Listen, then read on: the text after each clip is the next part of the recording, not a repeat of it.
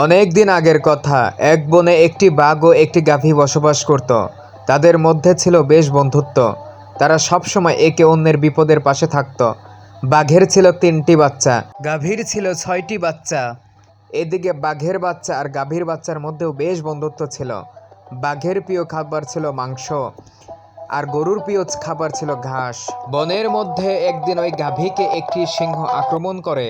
এই আক্রমণ দেখে সেখানে বাঘ এসে সেই গাভীটিকে প্রাণে বাঁচিয়ে দেয়। সেখান থেকেই তাদের বন্ধুত্ব শুরু। গাভী বাঘকে অনেক বিশ্বাস করত।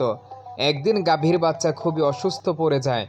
তখন গাভী সিংহকে বলে, আমার একটি বাচ্চা অসুস্থ হয়ে পড়েছে, বন্ধু বলো কী করা যায়।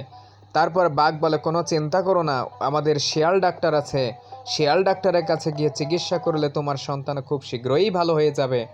তারপর গাভীর বাচ্চা সেই ডাক্তার শিয়ালের কাছে যায়। তারপর শিয়াল তাকে অনেক চিকিৎসা করে।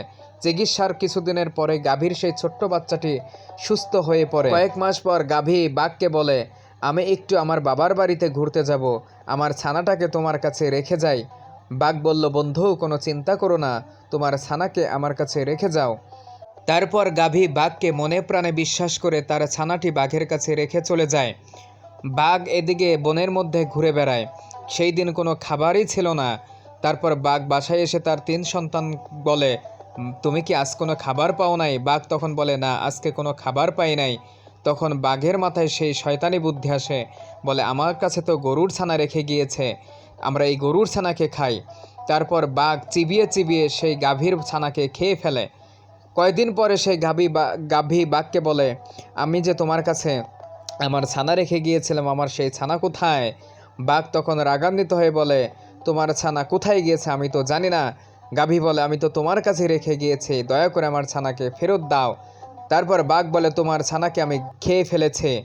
তো বন্ধুরা, এই গল্প থেকে আমরা একটা জিনিসের শিক্ষা পেলাম, কাকে মনে প্রাণে কখনো বিশ্বাস করতে নেই।